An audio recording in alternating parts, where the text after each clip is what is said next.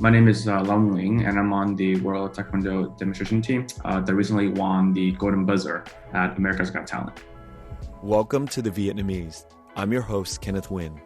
Being part of a culture of nearly 100 million Vietnamese people in the world today comes with a lot of pain, proud history, and privilege. Join me as I highlight and explore the Vietnamese experience from all over the world. First of all, before we start, I want to thank Michelle, your girlfriend, for reaching out to our team and getting in touch with us. I watched America's Got Talent because it went viral in my sort of Facebook feed and everybody was sharing it. And I was thinking to myself, oh, there's all these Asian faces. I knew that there was obviously a Korean team, but I was like, oh my God, I wish there was like some Vietnamese people on this team, so I'd have a reason to get into the mechanics of how that whole thing was put together, the show was put together. And a week later, Michelle reached out and emailed our team, and I was so delighted and so happy. So I want to thank Michelle for reaching out and making contact with us. Yeah, no, same here. I'm thankful for her too. Basically, we're just watching one of your shows, and then she's a huge fan of your show. And she's like, "Hey, what if I reached out to Ken and his team?" And I'm like, "Yeah, go for it." As simple as it sounds, right now we're talking. For her, she's just like been ecstatic about this whole experience. Like she's, rewatching the Vietnamese episode, and she pauses and she's, make sure she doesn't want to miss like a single word. So for me, it's I'm grateful for her connecting with me and you, but for her, she's just been super excited just about this whole entire process. Well, thank you so much, Michelle, if you're listening to this episode. What does it mean to be Vietnamese to you today, Long? Um, I know that our Vietnamese people are scattered throughout the entire world today, in different parts of the globe. I think for us, it kind of means wherever we are, we have an opportunity to overcome a lot of endeavors. And no matter what that is, we will overcome that and become successful. Never forget our parents' sacrifices. And most importantly, always be rooted in our culture. So to me, that's what it means. How did your family come to the United States? We came to the United States in a program called HACO. It was designed for basically Vietnamese soldiers from the South that fought during the Vietnam War. And through the United States new law, my family was able to come later on in the mid 90s. And so from then, my family is just trying to adapt and live life in America. So I know that the HO program, it takes many years, once you apply and to get into that program, right? So basically you knew, or your family knew, that you were all coming to the United States many years before you actually arrived here, right? So before this is my guess, but before you were even born, your family knew that you were all going to head to the United States, right? I never thought about that. That's probably true. I don't recall much. My childhood growing up was just going to school or going to preschool in Vietnam, and then going to kindergarten, and of course, doing martial art at like 4 or 5 years old. But I don't ever remember leading up to, the point that, hey, we're going to be leaving. What I do know is that, I think towards like the week before we left, we started packing, and then we started doing a lot of farewell dinners. And I was a kid. I just thought, oh, we're going to a different home. Didn't really ring a bell that I'll be leaving my country to Yeah. start a new life somewhere else. How many siblings do you have? I have two older brothers. So I have my oldest brother is Anan. He's 7 years older than I am. And then An Hui, he's the middle brother. He is 4 years older than I am. Got it. So those guys were a little bit older, and they probably remember, or probably have heard in the family, hey, we're going to be leaving to the Yes. United States at some point, Right, right? right, exactly. Yeah. Yeah, I always wonder what people think of when they know in advance, right? It's not like the wave that came in the 70s where, okay, you have like 2 minutes to pack up your shit. You know, Right, right. what's the difference between, hey, we have 5 years until Mhm. the paperwork kicks in and we're going to be leaving? What's the preparation for that like? Yeah, talking to my mom about it, after, I have kind of understood why we're here in the US, she always talked about the preparation of saving a lot of money, just saving, saving, saving. Mm, Because in her mind, and I think in my dad's mind too at the time, starting a new life in the US is just completely a different ballgame from what they're doing in Vietnam. My mom was a teacher, and then my dad was a architect. So eventually, when they realized that they have to come to the US, my mom said that they have to have new careers, right? They have to have new skill set, that they learn English. So while they focus on that in the United States, they know that they need to have a lot of money so that they can get started with the three of us in the US. So her story is just saving a lot of money, and just being prepared to just open up to anything possible. And for her, it was mainly English, and my dad was mainly to find a job immediately. But yeah, I think that was their goal before they left, just saving up and then just getting their mindset to be open to anything that might come their way once we land United States. I wonder what went on in their mind. Just so curious to think about. They were probably in their mid 30s or so. Yeah. Three young kids, and having to resettle. What do you remember about growing up in Vietnam? I know you were 5 when you left, but I mean, there's some things that I know based on talking to you before about Taekwondo, and what was life like for you in Vietnam? Yeah, it's interesting because although I was 5, I can talk to you about a lot of different memories, and I You think can that's or cannot? I can because I think it, I'm grateful to my family because everything in Vietnam was together. We're living in one roof. We had about 4 uncles, 3 aunts. It's a very typical Vietnamese household, and I think because of that, I have a lot of good memories. And growing up was basically being the youngest in the house, always getting in trouble, always trying to follow my brothers wherever they go. When it's raining outside, you run outside and use tắm mưa. It's kind of like showering in the rain, right? Like And butt then naked? yeah, pretty much. And we think it's normal, right? When we're in Vietnam, right? Looking back, it's kind of funny. And then there are things like that you dread, going to martial art training. You're like, oh, why do I have to go? All right, and then you sit on the motorcycle, and my dad would take us there. And things just like simple things in life. For example, after training, my dad would take me across the street to this stall where they would sell soda and soybean drinks. And in Vietnam at the time, they would basically open up a can of, let's say, soda, or let's say a can of soybean, and they only pour you half of it into a plastic bag so they can save the other half to sell to other customers to save money. But the bag would be wrapped in a rubber band, the straw. That's just a classic like memory for me because that was my youth, getting that bag of soybean milk or a bag of soda right after training. And then other things like, my grandpa would always take me to school, or he'll kind of take care of me while my family is gone. So I have a very good connection with him while he was alive. Things like he said, hey, if you're good today, I'll give you one piece of simui candy, right? That he had boxed up in this little box in the cabinet. So things like that. It's what I remember about Vietnam. A lot of family experiences and just a lot of me trying to follow my brothers around.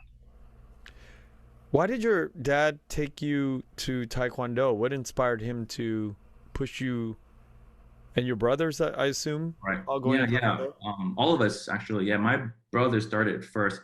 I don't know why to this day he decided to take my brothers to Taekwondo to begin with, but I know why he took me because I think once my brothers received their black belts in Vietnam, my dad definitely wanted me to also pursue a same path, maybe be like them, or just do something other than just being at home as the third child.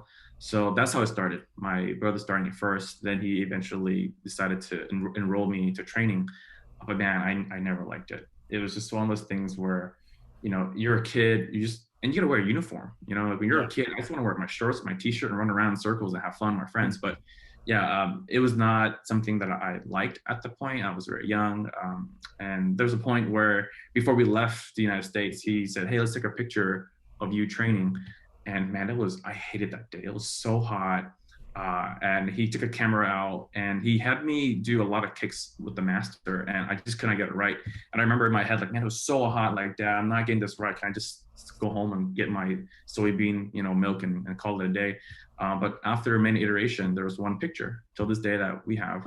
And I'm thankful for that picture because that's the only picture that I have where I can remember that through my dad's lens, through his view, this is what he saw of me as a 5-year-old. So yeah, that's kind of how I started and what my last memory of training in Vietnam was. It's interesting what you said about how he saw you through his lens, right? Right. And I've taken thousands of pictures of my kids, and seeing their image through the lens one time, the time when you shoot the picture, is one thing, but then living with that digital shot over and over and over, because I look at pictures all the time when I'm waiting for something. I'm at the bank or at the grocery. I look at the pictures and I scroll through, and the kids don't realize this, and I'm telling you, Long, you as a kid was going through a very tough time when your dad was taking the shot. Yeah, But yeah. but as a father, I'm constantly revisiting the pictures, my child, and I'm constantly being moved by how amazing there's these like little humans that are just Right. walking around, and they have their own way of looking at life, and they're everything's so new to them. And when they're 5 years old, 4 years old, there's just so much wonderment, and you can see the frustration in them when they don't want to take the picture. So Yeah. I No, telling that's exactly what I was going through my mind is I don't want to take this picture, yeah but I'm glad that it happened.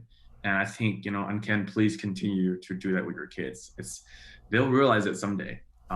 Because for me, there's a lot of regret, right? Once my dad passed away, I was 10 at the time. And ever since then, there's nothing left that I yeah have from him other with than him. pictures before I was 10, right? I can hold on to certain things, like there's an alarm clock that he first bought coming to America, and it's like a 1994 Sony alarm clock. Until this day, I have it in my room, and I use it on certain occasion where if I'm going to an interview or if I have an important meeting with somebody, I always use that alarm to wake me up to remind me, hey, dad's telling you to get up, don't sleep in, don't get lazy, right? So small things like that, small things like the picture that you're taking for your kids. I think pictures are the best way because those last a lifetime, right? So yeah, no, please keep doing it. Now I look back on that pictures. I'm just so glad my Yeah. dad took any of those pictures back then when I was a kid. Long, did your father pass away quickly, or was it like some illness, if you don't mind me asking? No, it was actually very sudden. And then that's the unfortunate part because it was so sudden and I saw it firsthand. I think my brothers saw it firsthand. My mom experienced it firsthand. So it all happened very sudden. We were not prepared for it. It was very unfortunate for our family. Do you mind talking about it? I mean, like, was it a stroke that happened, or? Yeah, he had a heart attack. Till this day, we don't know, the condition behind it. Mhm. But what we do know is that my grandfather, which is my Onoi, on my dad's side, he had also heart complications when he passed away back then in Vietnam. So that's the only thing that can make us understand, or sorry, understand, but give us an idea of what led to a sudden heart attack or heart disease, at this age, right? He was 53 at the time. So So fairly young. young. Yeah, fairly young for him. He only saw life halfway through. And because of that, we have no clue what was happening, right? And I was 10, my brothers were in middle school and my oldest brother's in high school. And it was just an overwhelming experience. And till this day, I remember every bits and part of that night. It's like 3 a.m. and you get this like alarm in your head, like something's going on, but you don't know what to do. You're a kid. And that trauma in my head still replays to this day if I think about it. But I'm not afraid of it. It's not something I shy away from. But man, it's just every time I think about it, it hits me hard because had I knew something, had I knew CPR, had I knew how to do something, what if this, what if that could have changed the course of his chance of surviving a heart attack.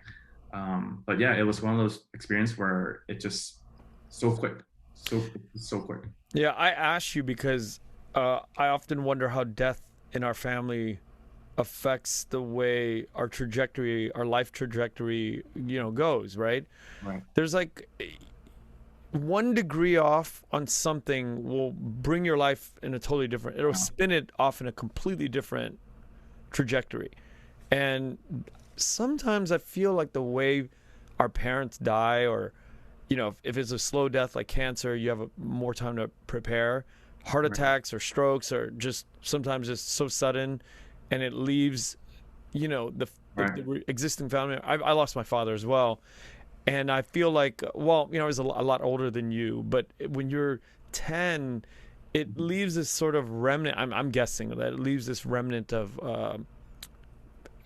a trigger that brings you to set your life motion. Yeah. Yeah. I think that's exactly how it was.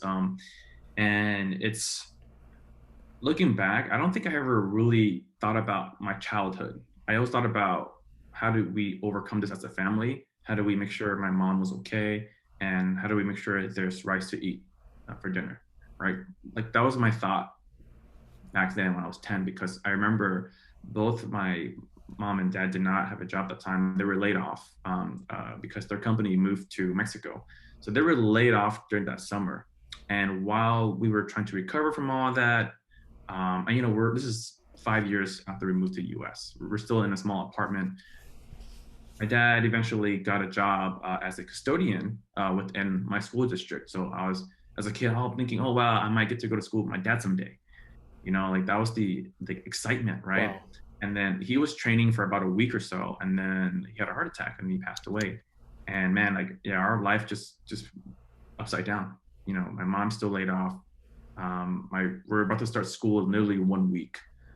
And I remember like that 1 week kind of just changed everything. And it's not because I thought about it when I was a kid. It's more of just you have to go through with it. You have to go through with waking up. You have school in 6 days. Where do you get supplies for school? Are you gonna have money to buy school supplies? Are you gonna be able to kind of be ready for school mentally, emotionally? And I remember that night my mom came back from the hospital. She came right into the door and she went right into the bathroom. And I think that's when we all kind of realized that something has happened, but we're not sure exactly. And I was so hopeful that she would came out and say something, but she didn't. And then a family friend from our neighborhood apartment, he sat down and looked at us and told the three of us, hey, like your dad's gone, and Holy shit. life got to have to go on, and Yeah. I think that's when I just looked at my brothers and I started crying, and I think from that moment on, it's not about what do you do tomorrow. It's more of what can you handle? How can you handle tomorrow? How can you handle the next day? And if you repeat that long enough, all of a sudden you're kind of ready for school, right? 7 days Wow. later, I was in school, and yeah, and I was terrible in school. That first 2-3 months, I was terrible. I was a big mess. My brother was a big mess in school too. We all had our issues with school. Yeah. I think that and I'm sorry to make this get No, emotional, but yeah, it's just part of life. But I bring this up because it shapes you. It really does shape you. And I always say to my wife and my mom that I'm not afraid of dying and leaving the kids without a father. I'm never afraid of that. I'm always afraid of like me being weak and can't handle the marriage, or in my own head I'm thinking of okay. if I ever abandon my children or have a divorce. I think those kinds of things are detrimental to your child, or you become an alcoholic and you really Right. screw up. But I think as a parent, when you die, and especially when the kids are like just old enough, like a 10-year-old, it really leaves them in a different place. It doesn't hit them as hard. I guess because my grandfather died when my dad was 6 months old. He was a baby, and his life and his older brothers took care of the whole family. One became a doctor, the other became like this big military guy, and Mm. they've all done very fairly well with their lives, and their kids, my cousins, all have done very well because the brothers like you had to, four brothers and a Right. sister had to really band together and take care of themselves. Right. Right. And I think through that process, Yeah. it's the overcoming of everything that's happening. I agree with you. And every death can be different for different families. I can speak on behalf of my family is that it changed our lives and it shaped us completely who we are today, because everything I do today that Yeah. requires me to kind of overcome something, the first person in my mind is my dad. right? And then if something is relevant, like let's say I was in school and I got a bad grade, I would call my mom immediately just to get off my chest, like, hey mom, like I bombed this test, just to tell her that. And this is a true story. I was in seventh grade and I basically got a C in like my geometry uh, class in eighth grade or something like that, seventh or eighth grade, one of those. And it was, I got the test back and then lunch happened and I so like feeling this anxiety inside, but I can't, no, I don't know what it is, but I think it's because I'm guilty because my mom works so hard, but yet I have a bad grade in school. So during the next class, it was my piano class. I asked the teacher, "Oh, can I call my mom?"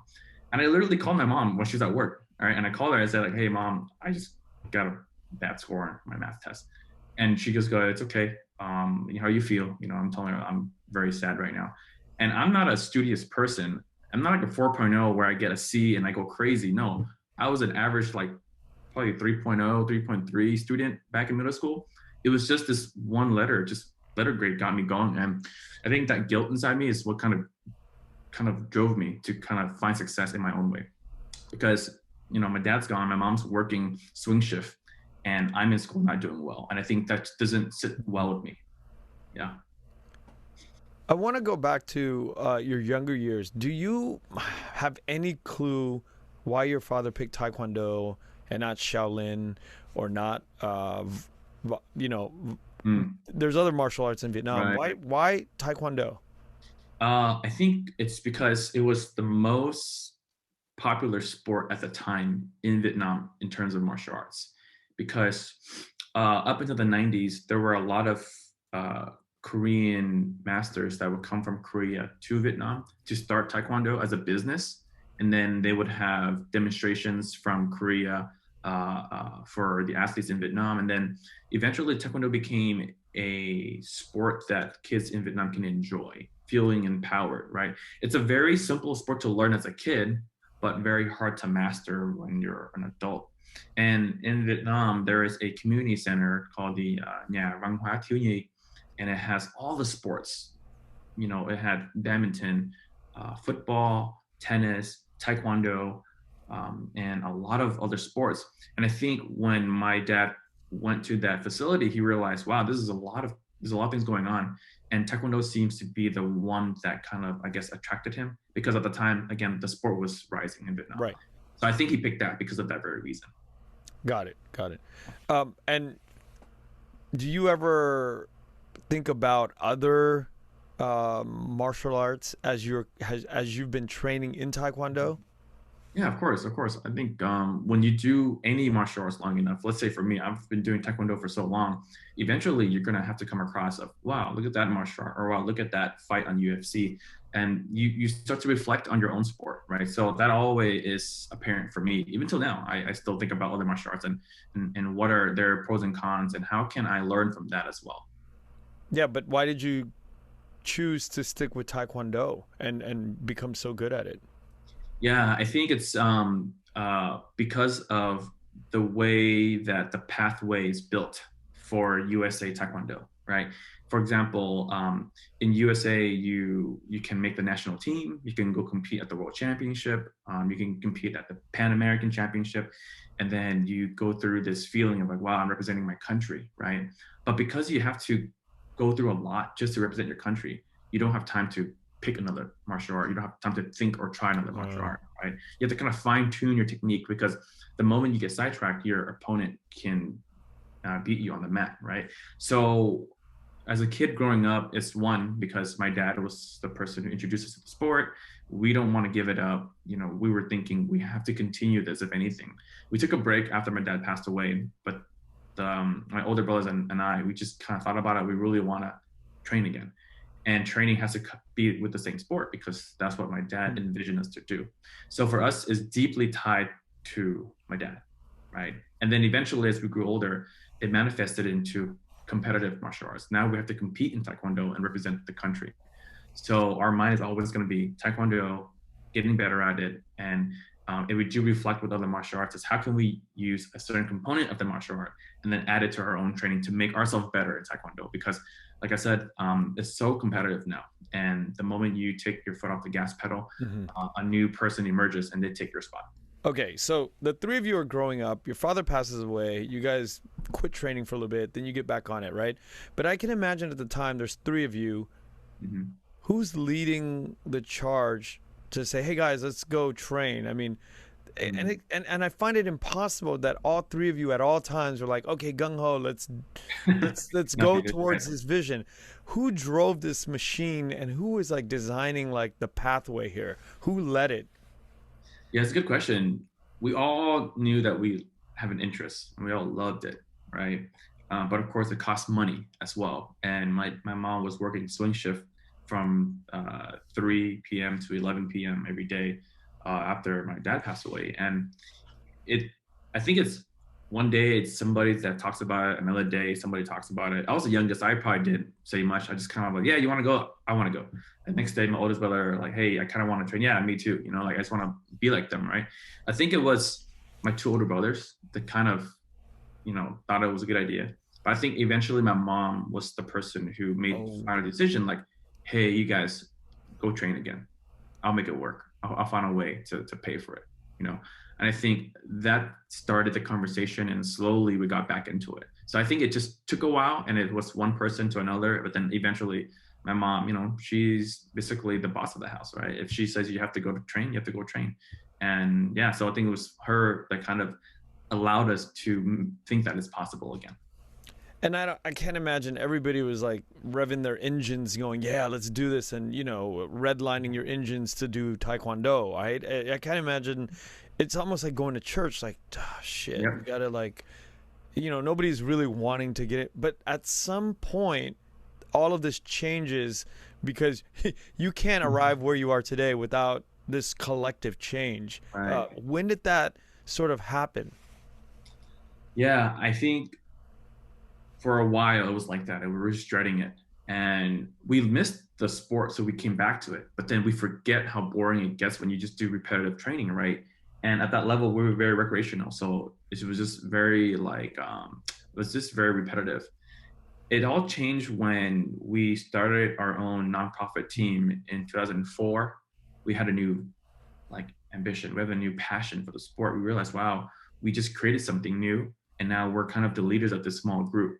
Okay, wait, I got to stop you right there. Yeah. In 2004, you started this thing, but whose idea was that? And how does it, like, what does that come? You three are in school, you come home, and one day somebody's like cooking food at the stove, and it's like, hey, I have an idea. Why don't we open up our own? Like, how does this transpire? Yeah, so actually, one thing led to another. We were training with our local studio nearby. It's called Bang Lang Martial Arts. When my oldest brother and my middle brother were going to college, their schedule got conflicted with the training schedule, and it's far away. It's a lot of things we have to figure out. So eventually, we had to basically stop going to our school, and my brother had to focus on college. And for me, I was entering high school. I didn't think too much of it. But what happened was after a month or 2 months of doing this, my brothers and I kind of missed training. But we couldn't go back to train because the schedule is all weird and school is really far away for my brothers. So eventually we started kicking in the garage, right? We just got into a garage, literally is 2-car garage. And at the time, like you can imagine, it's just cement. And we just took some old like vinyl that was left from the kitchen. We just put on the ground and the three of us were just taking our slippers, kicking slippers as a paddle. And then we were doing that for a while and then we kind of liked it. It was kind of like, yeah, we're doing martial arts again and it's a lot of freedom and we're in the garage and so on. And then eventually more friends came to join us and then we're like, whoa, there's a lot of people now. And then more friends came to join us. And next thing you know, we had a full-fledged team of young teenagers from San Jose in our garage doing martial arts unofficially, right? Then we realized, okay, this is getting too big. We have to scale. And in order to scale, we have to basically put some structure into it, give it a team name, who are the coaches, who are your captains, and what is our goal as a team, right? So that kind of manifested organically. It wasn't, to your point, we were not cooking ramen, really, oh, hey, let's make a team. So that's how it slowly began. And why the team started. And did you guys have like a mentor that, that you're like, oh, that guy's like #1 in the country. Let's Mm, recruit him to teach our vadung or our right, dojo. right. No mentor. It was just YouTube. We were exposed to YouTube at the time, and it was kind of like, look at all these different teams in the world that are out there. That was our first thought, right? And Taekwondo at the time was not streamlined as it is today as a modern sport. At the time, it was more of just whatever you're good at, go post it on the web, and someone will watch it. And for us, there was this team in Germany called Taepeng, and they were a Taekwondo demonstration team. And they were a bunch of basically top-notch athletes who were from Korea that moved to Germany, and they started a team, and they were just performing everywhere, and they were posting the clips online. And we would download these clips and rewatch it, and like, wow, I want to be like that. So in a way, they're not our mentor, but they were our kind of like symbol to follow, right? And that sparked everything. And fun fact, till this day, we have contact with the founders of Taepong, and they're in their 40s now with kids, and they still comment and leave us, very supportive messages. Like we post our recent trip to perform somewhere, and they'll comment, hey, guys, keep it up, XYZ. And it just makes me feel so happy inside because these were the guys that we looked up to. They were our celebrity in Taekwondo Wow. in 2004. Yeah. Okay, but you see videos, right? But Right. who's making these micro adjustments to be like the kick is not smooth Mm. or the Right. Right. power here or adjust your hips there? How do you know how to reach that level by just looking at a video like the three of you? I think that's just the way we were built. I don't know, like our eyes were just very keen on small things. You pause a clip. But if I were to rewind a little bit, I think it's because of our hunger, because we were hungry to get better. We were hungry to do a different kick. We were hungry to land a kick or to kind of like unlock a new level of being a martial artist, right? And in order to do that, we had nothing but YouTube because at the same time, we were still somewhat not, stable. My mom was still working her swing shift. My brother's still in college. We didn't have any money, right? So we got to think about what's free, what's available to us without asking my mom to support us, and YouTube was the way to go. And man, that space bar was our best friend because you hit that space bar, it just pauses everything, and you scan and you rewind, you space bar again. Then you start to realize that's how it was. And I think that's how simple it was for us. Just YouTube, watching videos, just pausing, look at that kick, look at our kick, compare the two. It doesn't look correct. And we didn't even know if what we're watching is correct, right? We just knew that we wanted to be like them or somebody that we're seeing on YouTube. And the only way to get there is you have to make yourself look like them, whether it's a takeoff, whether it's the way they move their hips to the side. And like I said, I don't know if that's correct, but at the time, it was the only thing we knew of, right? Okay, I'm gonna have to get into a micro description here because when I'm thinking about like a kick, I just think like you just hold out a pad and somebody kicks. Right. What is so inspiring about something that basic? Or was there like another real level that you're like, holy shit, that is like some next level shit? Can you describe that one thing that made this German team inspiring that you're like, okay, that's the next level shit. We need Right. to adopt that and we got to study it. Like, because otherwise, I'm like thinking, guys in a garage kicking a bag. I mean, what Right. is so special about that coming out of Germany? I think it is the style that that team was showcasing, right? Their style, that swagger. Bottom line, you watch them and they're performing on the biggest stage in Germany. Like at the time, there were a lot of big martial arts event in Europe, and they were there, right? We followed them to the point where we knew the member's name. We were fixated on who they were, what uniform, how short the belts were, how long the uniform. We wanted to be like them, right? And we don't know why, but it was just one of those things where like they were the celebrities and we were chasing after them. And it's just, for example, we do, let's say, a hook kick. We hit the paddle, cool. But when they do a hook kick, they look fantastic doing it. They reverse their arms, their head locks in. And then when they do their pose after, lights are shining on them and the audience is clapping. And I'm like, but that's just a basic hook kick. How could they make it look so awesome? But if you look at that and other kicks and other kicks and other kicks, it's like everything they do was awesome. So for us, it was like, we can do all of that, but it wasn't awesome. So we have to reflect and kind of ask ourselves, how do we make it awesome? And you know what? Maybe it was just small little things. Maybe it is the uniform. Maybe it is the belt. Maybe it's the style when they do the pose after. Let's try everything. We just try everything. We don't know what was right. We just tried everything. Yeah. Fascinating. But was there one guy who was like their one guy who was their like the Yeah. choreographer or team captain Yeah. that did all that? Yeah. One of their coaches, his name is Jang Ho Kim. He was always the main guy in all the videos. You kind of see it, right? And he's at the time he was a team captain, and he was basically the leader of the team, and you can kind of feel it in the videos. And also, when you watch him, you kind of think about that precision, because they were doing self-defense scenes, they were doing apple kicking off the sword, they were doing everything that the Korean team was doing in Korea. But the difference is they were doing it with a modern style, right? They weren't just getting boards out and then kicking it and then do forms and walk in.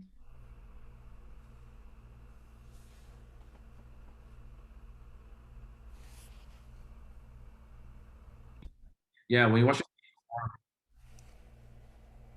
when you're watching this team perform, they weren't just kicking boards and doing forms and then going in and calling it a day. It was like they came out, they looked really cool, and then they were kicking apples off sword. They were doing bricks breaking, they were doing boards breaking, but they were using techniques that have never been seen before, right? They took a Taekwondo kick and they made it into a kind of like a movie, where when you're watching a movie, it's like you're watching a movie and then they do something, you're like, wow, that's amazing, right? It's unexpected. So that element of unexpected really made us feel like, how can we make it like that? Because if we don't, we're just going to be doing the same kick and it's going to look the same every day, right? And yeah, so we were comparing them with the Korean national team, and we like both. We like both teams. We like the Korean national team, and we like this Germany team. But there was something about the Germany team that really made us felt like they were the underdog. They were a bunch of people coming together, guys and girls, just, and you can tell that they were not an official national team. They were just a local team, but they got themselves national recognition from the European Martial Art Committee. That kind of relates to us because we're not on the national team at the time. We're just local athletes. I think that's the connection that we had, and no matter what they did, we had to do it. That was the kind of mindset we had back then. Wow, it's an incredible story. Now, we're talking about structure here. Can you go into a little bit or a lot of the way that the Taekwondo world is organized? Yeah. Structure wise, I'll break it to two parts, right? The organization, and then the ethics and kind of like the moral side of martial arts. So at the very top, you have the World Taekwondo group. They basically manage everything across the world. They take care of all the Olympic rules. They make sure that everything that is new is being passed down through seminars or through events. And then you have countries that have their own group. So for example, in USA, we have USA Taekwondo. In Vietnam, you have the Vietnam Taekwondo Federation. In Korea, you have the Korean Taekwondo Association. So all of these groups within the countries, they also have membership with the World Taekwondo, right? And then you kind of funnel into that. And then within your own country, you might have states and cities. So in the United States, you have, all the states. So for example, I live in California. So California has its own group called the California Taekwondo Federation, for example, right? In this case, I would have to be a member of California in order to do something with the United States, right? So there's always a layer that you go through, and from referee training to rule updates to seminars to events, tournaments, everything trickles down from the top at the World Taekwondo level, and it goes all the way down to where you live. Did you know any of this, that your brothers and you know any of this when you were starting out, or was that even around? It was around. We were only aware of the two levels, which is the World Taekwondo level and then the United States Taekwondo level, right? We were only aware of those two, and we were also focused on the second piece that I was telling you about, is the moral side, the ethics side, right? Like for example, when you greet somebody in martial arts, how do you greet the person? when you are talking to somebody older or someone younger, how would you greet them or how would you say something to them? So that's a different side of it. So we were more focused on that because we were restructuring our team. We were growing. We want to make sure that we have kind of like the right playbook in place so that our athletes can follow. When you see your coach, attention, you bow and you say hello, sir, right? When you shake hands, you gotta put one hand under and kind of shake the other person's hand. So we were focusing on that piece at the time in 2004, and then eventually went to Korea, and then our mind was blown because we learned so much in Korea from techniques and from the martial arts side of just being a martial artist. And then from there, we restructured our team again when we got back. And then fast forward to now, we're on AGT doing this on a big stage. Okay, you skipped like a million steps in between there, and so I'm about to ask you, why did you go to Korea?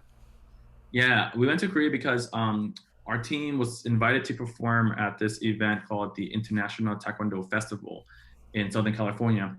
And at that event, there were a lot of Korean masters, but we were still fairly new. We didn't have like a presence in the community just yet.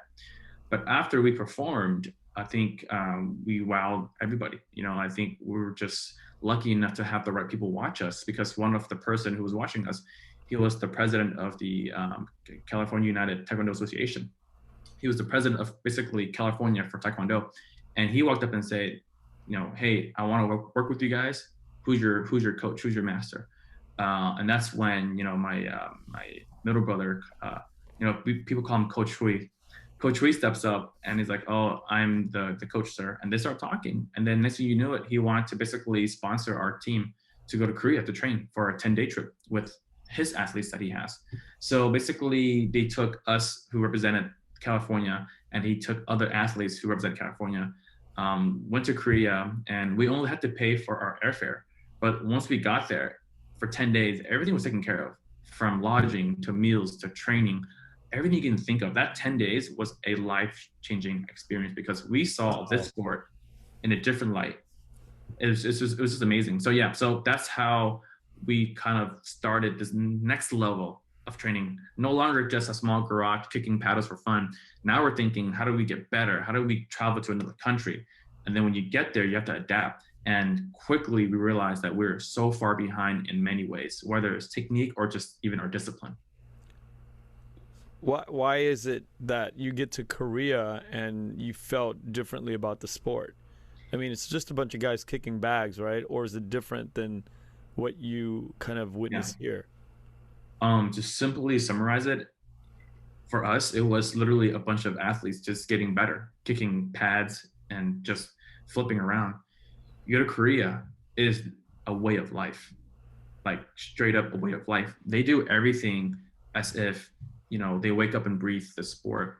And one of the example I always talk about is we were training with them in the morning, and it was lunchtime. And then while we went to lunch, the athletes had to go back to their school. So we were training at a university. So they're training with us in the morning, we go to lunch, and then some of them went with us to eat. We would change into our like t-shirts and shorts, but they would actually wear the uniform to the cafeteria.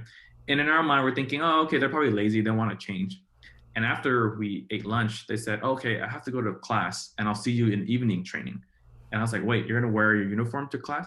He said, yeah, it's normal. This is what we do. And I was like, wait, wouldn't that be weird if people saw you in your uniform and a belt in like computer science class, for example? And he said, no. He said, our major is Taekwondo.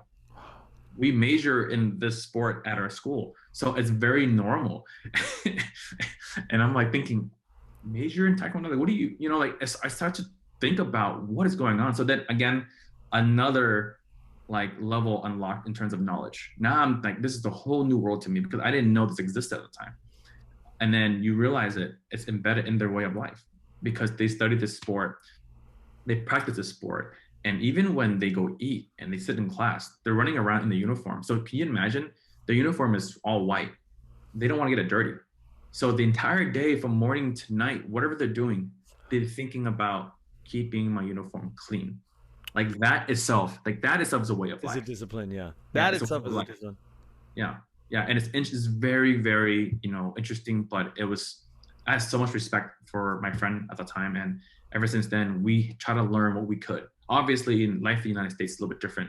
If you wear your uniform, walk around the streets, you get questioned and you get challenged. But in Korea, it's the way of life. They go grocery shopping in their uniform because they'll train and they'll run to like a grocery store to buy something, and they're in the uniform, and it's normal. No one says anything. No one looks at them weird. It's a very normal thing because Taekwondo is actually their national sport.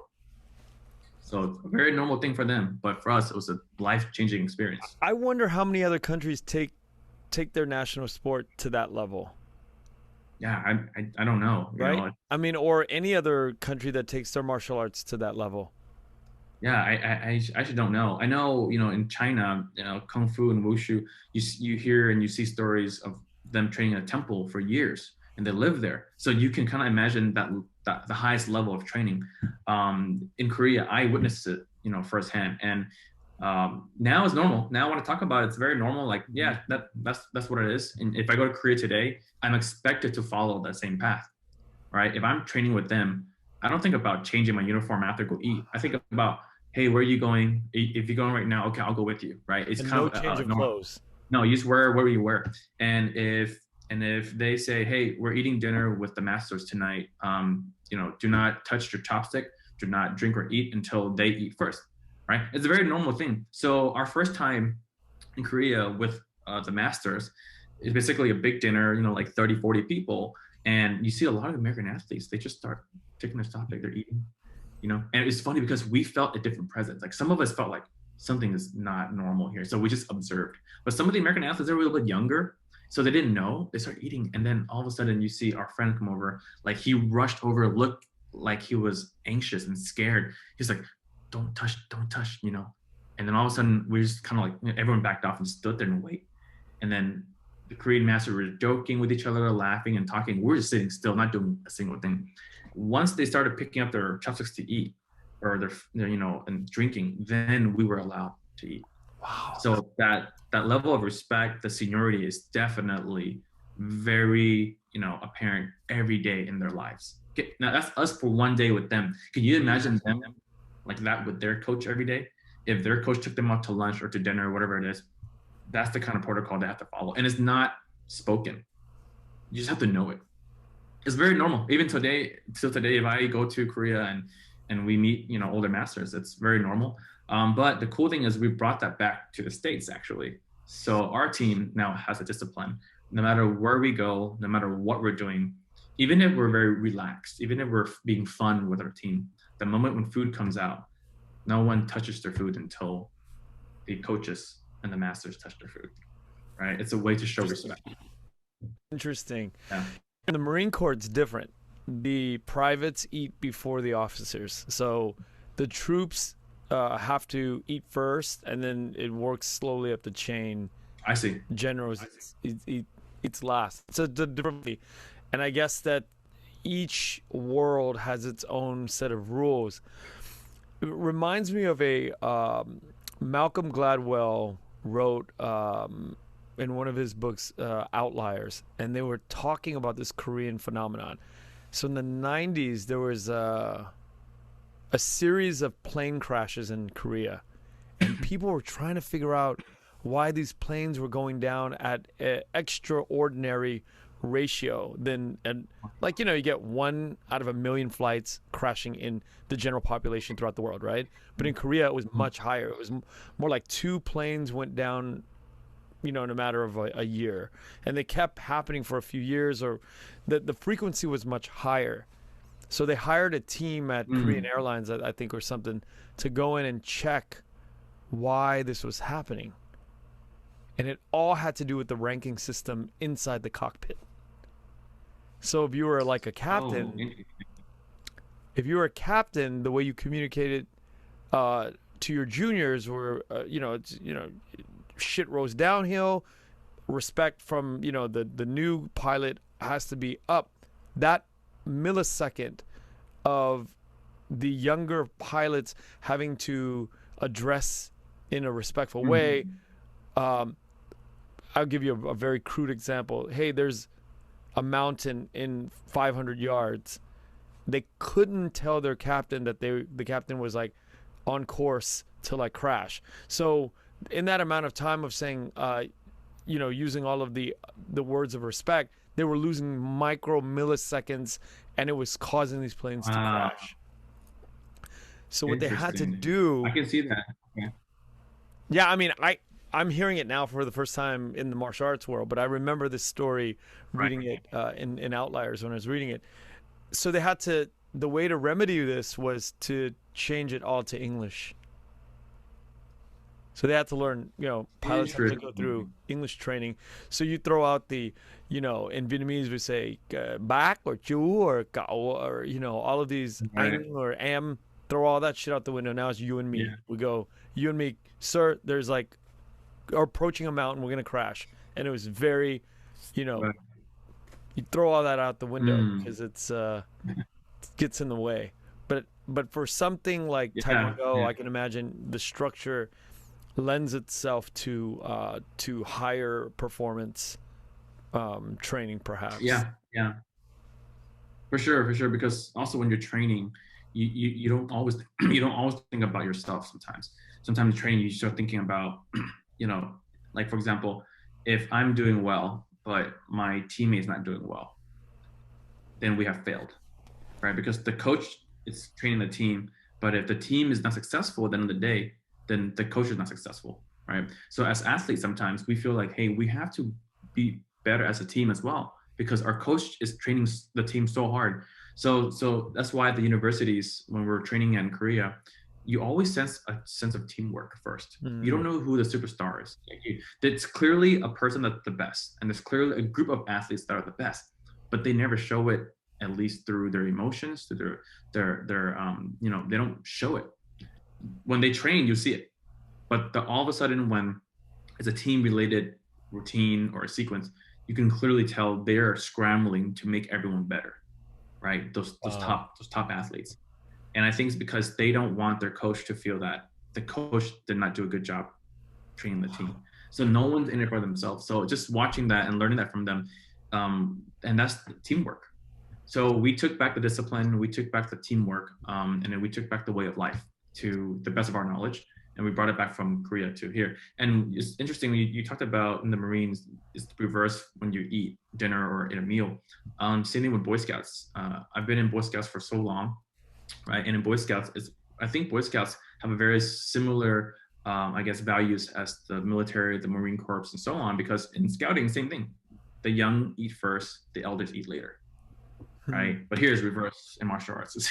In our world, in Taekwondo is the other way around. So even myself, I was in scouting for the longest time. So my world got reversed when I went to Korea, right? So yeah, definitely a learning experience. It was definitely one of those things where you just kind of mind blown and you take back what you can that you think works for your team and you kind of implement it and you just kind of reflect and repeat. Hmm. I have a very random question. All the guys that show up to college and majoring in Taekwondo, do they arrive with a black belt, or do they arrive like completely, or there's all kinds of different levels that they arrive at? No, so the major in Taekwondo is just like a nursing major or a doctor.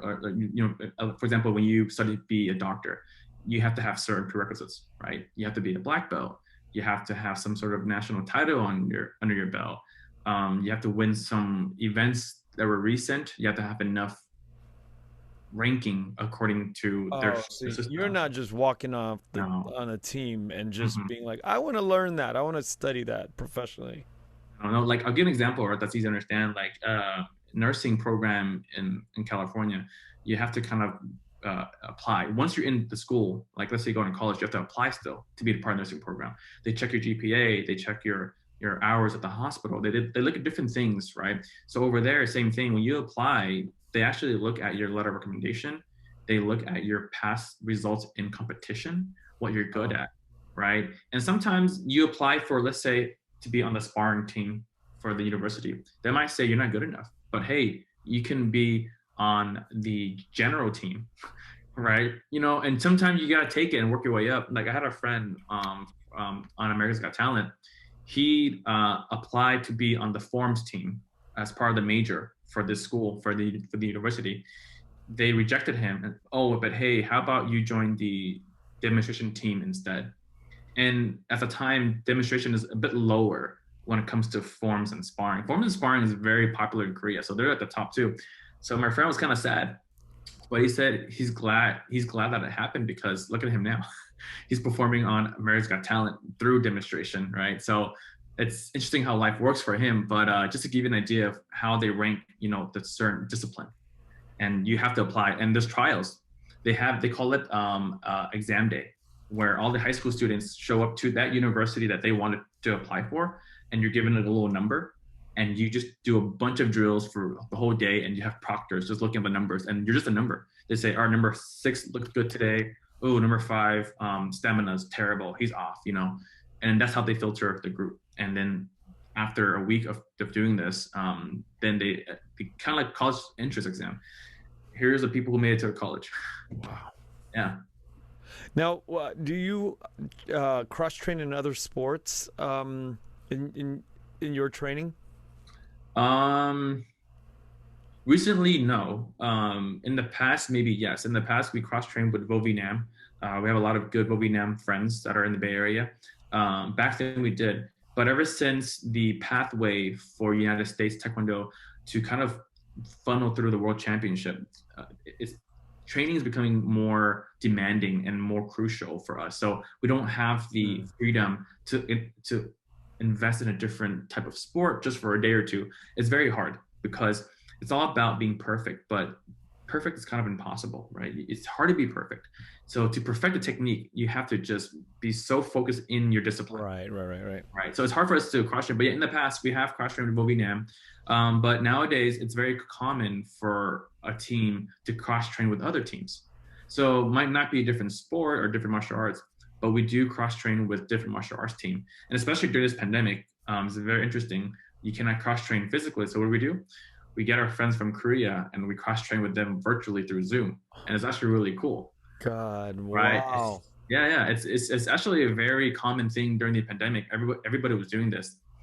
For us, we cross trained with our friends in Canada, right? That was really cool, right? And then we cross trained with our friends from Malaysia, our friends from Korea. Before the pandemic, you can imagine that we would host a seminar where people would fly in from different part of the countries to train with us, right? But that got taken away. So now we moved to Zoom and doing everything virtually. Okay, you moved to Zoom, but is it like a separate camera and a big screen TV inside of the training area? Or is it like a little iPad that's put on a stand? How does it work? How do you cross train virtually? It's hard because you have to remember when the pandemic hit, we too cannot be together, right? Like, for example, myself and my athletes, we can't be in the same room. So we can't set up a big TV and then have 30 of us watch the TV and then have our friends in Korea teach us. So it's basically our friends in Korea and then all of us are in our own little like training space. So it's like 30, 40 screens, and we're learning from one person and you get better at it. You start to have people that can administer the entire event, right? For example, playing music when they're warming up, right? And when they're talking, lower the music a little bit. And when the instructor from Korea, let's say, wants to talk about one of the athletes in the United States, we would have to highlight the athlete so that the person who's training, you feel like you're not just watching a square. It's an experience, it's an enhancement of this is what we can do during the pandemic. So we got creative, man. We got really creative. Okay, so then everybody's in their own garage, right? Let's say. Yeah. And then you put an iPad or whatever on a stand, mm-hmm. and then you're in your training uniform and you're just doing it, carrying it out in your space. Yep. And everyone at home is seeing that. Wow. Right. And people get creative. They'll use their DSLR cameras and they'll hook it to their laptop for better quality and they'll angle it. Right. We went a bit further. We had 2 or 3 devices actually. So for example, we had 2 to 3 cameras, front view, back view, side view, right? And we would highlight all that. So when we're teaching, everyone sees those 3 views. Wow. Right? You kind of get creative. Yeah. And but people are also in their uniform and they're training too, right? Yes. They're like standing or in position and wow. We expect them to follow the same discipline as if you were to be in class, right? We have to see your feet to your head. Nothing is cut off, right? When we See, in Taekwondo, when we ask a question in person, how are you, or say, are you feeling good today? The athlete says, yes, sir, right? They respond to you, yes, followed by, sir or ma'am. However, you're on Zoom. If you have 30, 40 people screaming, yes, sir, the audio is, it's going to be saturated. So what do? We mute everybody, but we replace it with thumbs up. So if you're standing from far away and I ask a question, Uncan, how are you feeling today? Please do this. So that's their way to show respect that I am responding to you and I'm not being muted by technology. So removing that technology gap, but to fulfill the need of technology was a very hard thing to balance. But everybody got good at it. And it's not just us. Everyone around the world doing Taekwondo, they were just picking it up. Then you have tournaments running online, right? So you can imagine like what's going on, what are the complications, the complexity. To quickly describe it, they will host an event online, and there's two ways to do it. Live, where like this, you and I would talk. In this case, instead of talking, I will show you my form. And then there's 5 referees and they'll judge you on the spot. And they will screen share. They will screen share the software that does the point calculation, right? And then they will put this on YouTube live to stream it to the world. So the world's seeing this event being judged. Yeah, it was crazy. I love how technology bridged our sport together even during the pandemic, right? So that's the live stream one. Then the other one is where you submit videos beforehand, right? There are rules, you follow it, you submit it to them. And then they take those videos and they produce it. And then they basically premiere it on YouTube so that we can all watch it together. You comment, and people start sharing this. And then all of a sudden, the pandemic really never affected our training or our competition. All right, let's get into the America's Got Talent. Let's get to the juicy part. Yeah. How did your team get selected for the participation of this show? Yeah, so World Taekwondo reached out and they just simply asked, hey, we're participating in AGT, but we want, we want your athletes to also be a part of this to represent the United States, right? And I think that's how it started. As simple as it sounds, I was excited. Like I was. Wait, but then why? There's teams across the United States. Why your team? Or did they go out and ask many teams and then they just whittled onto your team? Yeah, so definitely not. It's not a process of elimination. I think the World Taekwondo recognized that our team maybe have a lot of experience in demonstration, because in the past our team started off doing a lot of demos, right? I was telling you, like, we had friends coming to the garage and we were unstructured at the time. So we did a lot of performances. We just went to different high schools, like those Vietnamese Student Association fashion shows for like colleges and high school. We were doing all of those back then. And then eventually we started performing on bigger stages, right? So in Taekwondo, before a tournament starts, they usually have an opening ceremony. So our team was getting invited to perform at these events. Eventually we started putting this on YouTube. So on YouTube, we have a pretty good following as well. So I think that helps a lot. And within the sport Taekwondo, for our discipline on the national team, we have a lot of athletes who were able to succeed in the discipline called freestyle. Freestyle is basically a way to express your form through your own creation with some minimal rules, right? And because if you take that and you take our past demo experience, I think we were the best fit for what they're looking for. Till this day, I cannot ask that question. I can't ask, why did you select it? It's one of those unwritten rules in martial arts. You just got to go, oh, you need us? Yes, sir. We will be there. That's all you can do, right? And then when I got to AGT, when we're training with them in the bubble, all the Korean athletes were like, man, Long, we love M Team. We saw your videos when we were like in high school and middle school. And I'm like, two things. One, I felt old, right? One, I felt old. And then two, I felt that, wow, they knew who we were. That is incredible. Right? So then I kind of put together like, wow, maybe they do know about us, right? But yeah, that's how it all unfolded. Yeah, it's hard for me to interpret as I'm sitting here how popular your team is internationally, or without having any background in Taekwondo, knowing sort of, and you're very humble in the way you come across. So I can't really understand that you get a call from Korea, hey, we want you to be part of our team with America's Got. So it doesn't make sense to me. It doesn't Yeah, compute yeah, because I can't understand like the space, right? Like I don't know where you rank in the space, but now right, right. I'm hearing it. I'm like, you must be like the best. Your team has to be the best in the country for the motherland of Korea to call into a satellite, right? Yeah, and I think I understand where you're coming from, and I think that's just us being humble as part of who we are as martial artists. I would feel really awkward to say that we're the best, and I don't think we're the best, right? I honestly think there are a lot of great teams and great athletes in the United States, but I think sometimes, when you're lucky and you're fortunate, things just happen the way they happen. And also, you're not just being selected for your skills, right? This is one thing that people don't realize when they watch AGT. Working with the Korean national team from Korea, there's a lot of different things you have to be aware of. Yeah. One, can you work with them? Can you communicate with them? Can you help them with visas? Can you help them translate? Can you help them understand the culture of AGT? Right? And I remember the first 2, 3 weeks of working with them, there was so many intricacy to work with the Korean team. My value was immediately added on the first 2, 3 emails because there was miscommunication, and I knew it immediately. The time zone is different. AGT has no idea what martial arts is, and they just think, oh, can you do this? Can you do that? Where the Korean team, they're following a protocol, right? And I'm here. I understand both worlds because I'm, Yeah. one, an athlete of martial arts, and two, I live in America. So I would help explain to our producer, like, this is not how it is over there. And I would tell our friends in Korea, hey, in America, this is what they expect, right? So it's not just about the skill set. So I think for Yeah. them to select us, I think it comes with the experience. They realize that our team has maybe performed at multiple events, and also we've been very successful at the World Championships.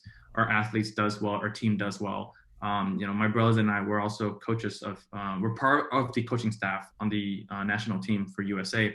So I think we have some sort of reputation, but I wouldn't say we're the best. I just think that they just needed a little bit of everything, and we were able to kind of fill in those gaps. And I still think it's timing of everything, and we're also very lucky to be selected. Yeah, but it also sounds like you have connective tissue to Yeah, Korea that that's invaluable if you think about it, right? yeah. I'm actually I can't say I'm good friends with this person because that would be disrespectful in our sport. I would say I have a very good relationship with the World Taekwondo Secretary General. His name is Mr. Haas, right? He works with WT, but he does not train right now. He's basically part of the administration who oversees World Taekwondo as a global group, and he works with me closely nowadays to organize, logistics for AGT, right? If something doesn't go well or something goes well, and he wants me to, for example, say, hey, Long, the Korean team need this for tomorrow's training. Can you work with your local network to get them what they need, for example? Because they're in America, right? They don't have resources. Yeah. But I might know where to pick up the equipment. I might know, which brand is the best for this equipment, for example, right? Mm-hmm. So there's a lot of that. So yes, when you ask the question of how we select, it's not just the skill set. I think it's everything. Total package. Yeah, it's a total package to get this thing going and getting it to succeed on the main stage. Yeah, and on in terms of like the scheduling and the way the training is breaking down for the amount of time that you're here and what leads up to the show, can you kind of go into that?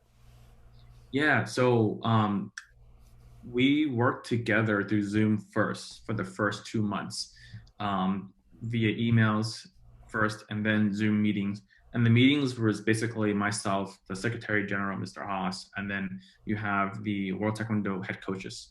So we would meet every now and then on Zoom, talk about the strategy, talk about what kind of performance, kind of music, where we're going for, right?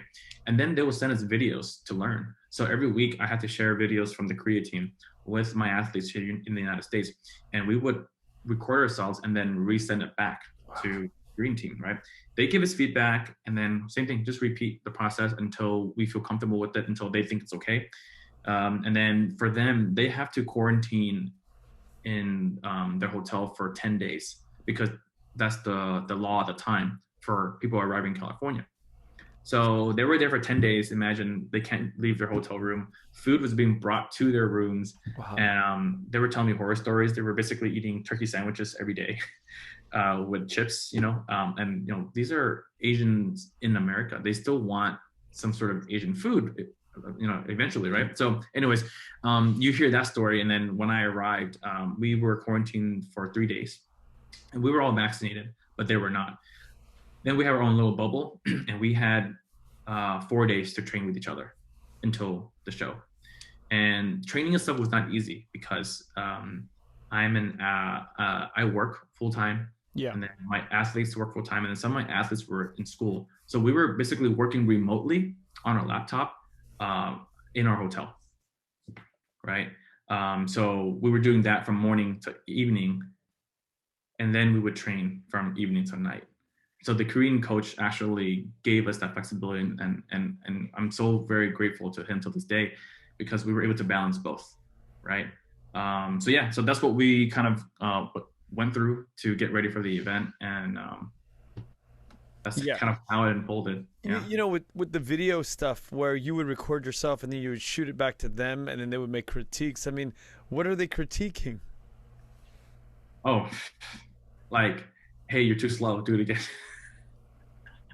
Wow. Huh. Or like, hey, your kick's not high enough, do it again. Or like, oh, your rhythm is off for this, this is what we want, to do it again. And it's not like hard or anything. It's just time consuming. And we want to make sure we fulfill their expectations, because in this scenario, we are the ones that are kind of the bottom of the food chain, right? They are the top, they're the best of the best. We are not. So whatever we do, we always have to give them what they're looking for. And even if it's not our best, or even if it is the best, we always have to be ready to give them more the next day or the week after. Why did they need the US team? I think it's because for America's Got Talent, the producer wanted to have American representation, right? And that way, it's not just bringing a team from Korea over and then put on the show, right? They really want to show that Taekwondo is united. It's kind of like a way for countries to kind of be together. So in this case, the World Taekwondo selected us from the United States and then merging with the Korean team. So this team consists of USA athletes and Korean athletes. So then when you watch the show, it is a unification of both countries competing on AGT. Oh, that makes sense. Okay, so what's next for the AGT competition for you all? Before we even get to that, what is the significance of what happened on the show the first time? Man, I'm thinking of a lot of things, because personally, I have my own thoughts, and then for the sport, I have my own thoughts. I'll start with the sport. For our sport, it's such a big deal to be on this platform. Like, our sport has been, a beacon of hope for a lot of our young generation athletes to become better and to kind of, take the sport to the next level. And we're in the Olympics, we're on TV every now and then, but nothing major like AGT. So for our sport to be featured on AGT, it was a huge deal, because Taekwondo, we're always about kind of passing our sport and kind of like transferring our discipline and our knowledge to other people, to kind of like introduce them to the sport, because it is a way of life. That is how the sport was framed when it was created in Korea, as a way of life. So to see this way of life on national TV in America on one of the biggest stage, it is a huge deal. Yeah, huge deal, especially when Taekwondo is a traditional martial arts.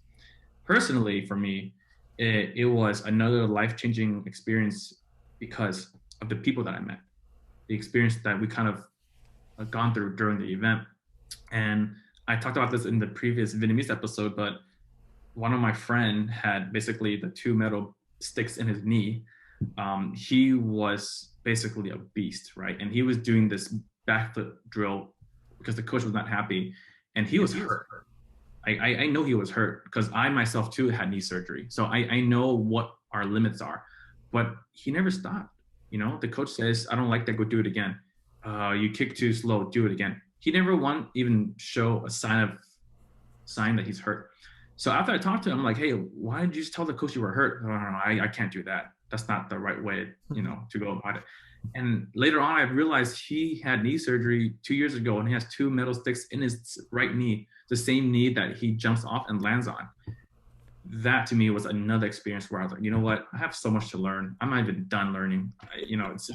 I'm nobody. I'm not. You start to think I'm nothing. Like I thought I was cool with my ACL knee. I'm overcoming my own issues and my own troubles. Look at these guys. They're doing like things 10 times better, even if I'm healthy. So it's like it's a humbling experience. So I personally, to me, that was one of the best thing I took back from the show. A lot of friends and family say, hey, you're on TV, which is cool. But I can never forget the experience I went through with the team during the time we were in the bubble. You mentioned twice or three times now that the coaches say that kick was too slow. If you keep doing that to somebody, does that tire them out and you can't kick as fast? It's kind of like we deal with it every day actually in training, right? Like even with my athletes, I would tell them to do it again, do it again, do it again. And eventually they actually get it right, like at the end of the day, surprisingly. It's the process of being mentally beaten down, but at some point you pick yourself back up and you overcome that. I think that's what coaches look for, that one point, right? And I think if you coach long enough, you see it in athletes. So then it becomes a style of coaching. So you're never going to be happy with your first or two try. It's very rare an athlete does something on the first or second try and the coach goes, good job. It's always going to be like that seventh or eighth try before they go, okay, you're good, now go. Yeah. I think that's what makes, things good, right? The quality of these moves or the quality of what you're seeing on screen be so, we can't, lay people can't really, describe it, but we can tell in our eyes that there's something magical and special happening here. Even small things like when in one of the scenes, some of the athletes were on the ground as part of the scene. They have to act like they kick and they fall on the ground. And I remember during rehearsal, one of the coordinators stopped the rehearsal and she started yelling at two of the guys on the ground in Korean. And when she was yelling, everyone just got up and just stood still and just waited for her to finish talking. Like everyone was just still. And after she finished, they would bow to her and say, thank you. Kind of like saying, oh, thank you for the advice. And then when I talked to my friend, he said she wasn't happy because one of the guy's legs were bent in a wrong way on the ground, making it look like it's not real. And one of the other guy, you're laying on the side when you're supposed to be on your back. And I'm like, there's 8 guys on the ground. How do you know which to look for? Wow. And you know what? That level of perfection is what separates them and some of the rest of the world, right? That's why they're called the World Taekwondo Demonstration Team, right? They are literally the best of the world. And we're just fortunate to be a part of that group and to see it and learning it throughout the entire experience. Yeah. I'm often curious about talent versus hard work and practice. In your experience, do you need to have the talent or do you need more to have the dedication, the grit to keep practicing? Which is more important to you? Personally, for me, and also the value of my own team, we think about dedication and loyalty, right? Because that formula takes you further and it lasts longer. In our experience, I can't say that's entirely true, but in the 20 plus years of kind of training and then eventually running a team, you see the trend. The athletes that have the dedication, the grit, the hunger, the want, they usually last a little longer. The ones who are talented, they get lazy sometimes because they depend on their talent when they're not doing well, right? But sometimes when they don't do well, then they just start questioning like, well, if I'm talented, I'm not doing well and I'm trying hard, then maybe this is not it for me, right? But sometimes we're wrong too. Sometimes you do see talent takes you very, very, very far. And those athletes are the best because they have both the grit, both dedication, and also the talent. But yeah, there's a quote from Kevin Durant that my brother always kind of remind the team is basically, hard work beats talent when talent does not work hard, right? It's kind of like a reminder that it is true, right? Yeah.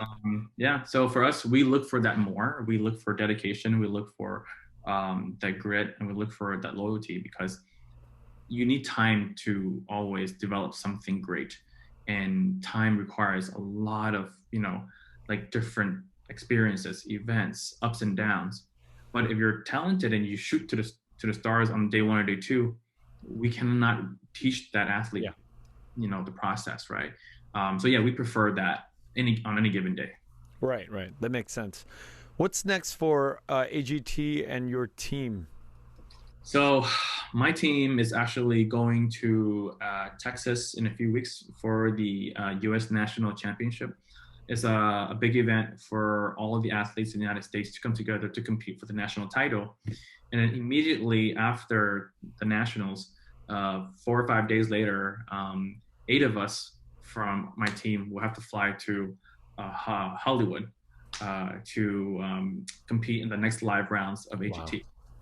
Yeah, so it's live this time.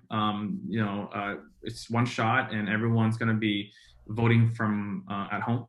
And how we make it through the next round is due to the voting done in America. So after we perform, and if we get enough votes, we will be selected to move on to the next live round, which is 2 weeks later, near September.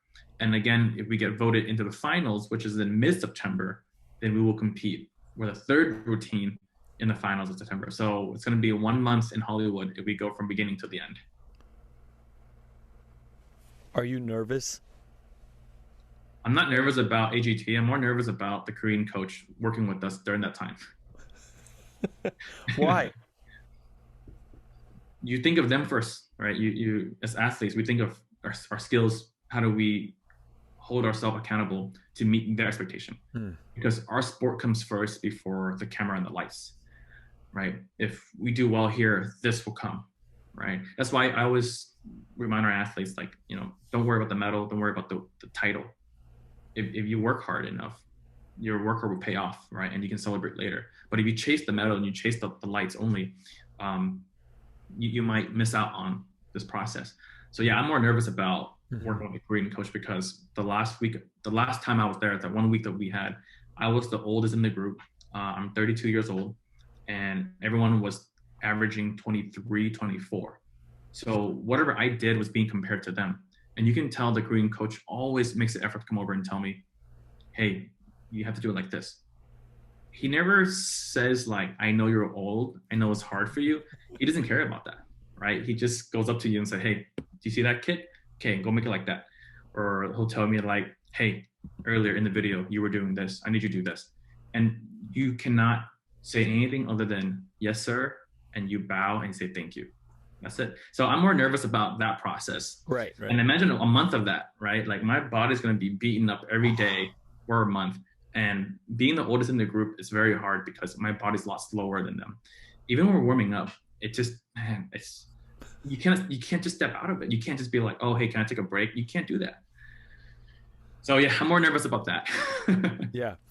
Well, I thank you so much for sharing this experience with us. And I look forward to, in a few more weeks, we get together again, and hopefully we can bring on the other members of your team or your two brothers and talk more in depth about the experience after the second round, right? Second round. Yeah. I look forward to that, because we've talked about that in our planning after the show, after the next AGT round. Yeah, no, for sure. Definitely looking forward to it. I think it'd be great to have more people from the team, my brothers. I think my brothers would love to have a convo with you. So definitely looking forward to it, and I'm excited. And I hope that we can sit after the final round, right? That just means that we went all the way through. Yeah. Well, thank you again, and good luck in Texas. And I know you have a lot of work to do, and we will catch up very soon and get back on this with the bigger team the next time out that we meet. Oh, thank you, Nguyen. It's an honor to be here as well. Thank you, Long. Thank you for listening to The Vietnamese with Kenneth Nguyen. The Vietnamese is produced by Brittany Tran and Javier Proenza. Special thanks to Jane Nguyen, Catherine Nguyen, Tina Pham, Sydney Jamie, and Christo Trin. Please find us on Instagram, Facebook, and TikTok at The Vietnamese Podcast. You can also find us on YouTube, where you can subscribe, like, and comment. Please rate and give us a review wherever you find our podcast. Thanks again for listening.